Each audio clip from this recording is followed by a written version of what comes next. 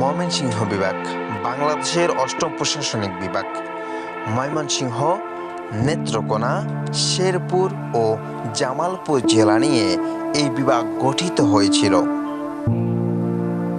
এই বিভাগের আয়তন 10,485 বর্গ কিলোমিটার ও জনসংখ্যা 1,13,70,000।